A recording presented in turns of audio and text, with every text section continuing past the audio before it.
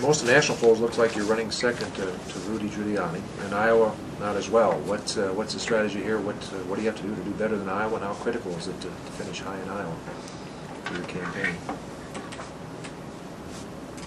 Since 1980, as you well know, the candidate who has won 2 of the first 3 has been the nominee of their party.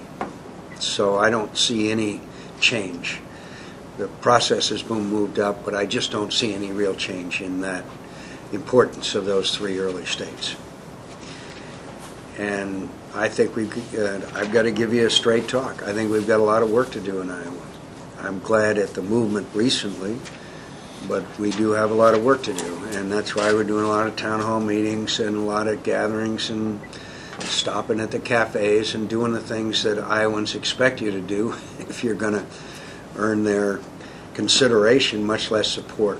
One of the reasons since, quote, the first of the year that I haven't been here as many times as Romney is because I'm also a United States Senator, and I've had to spend time in the U.S. Senate. I haven't been in the Senate much in the last few months, but my appearances, I think, in the last few months would match, especially since Labor Day, since people start really concentrating and considering the candidates after Labor Day. We saw how late Iowa made its decision in 2004 for John Kerry, right at relatively the last minute. Iowans are notoriously late deciders. We are traveling the state, and I'll continue to work hard. I'll continue to say I don't support ethanol subsidies. I'll continue to give straight talk, and I will accept willingly the verdict of the voter because I sleep very well, and I do what I think is right, and I say what I think is right, and if I win, it'll be because of that.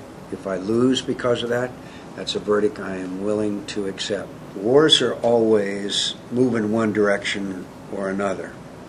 Even the 30 Years' War ended.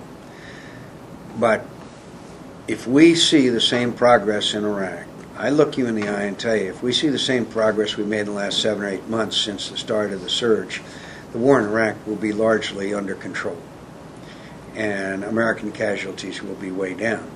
Now, I'm not guaranteeing that that will be the case, but I am very optimistic about that being the case. Now, the good news is the Iraqi military is performing very well. And when somebody says they aren't up to United States standards, I can tell you there's no army, thank God, in the world that is up to United States standards. So please don't use that as the criteria for whether the Iraqi military is functioning effectively.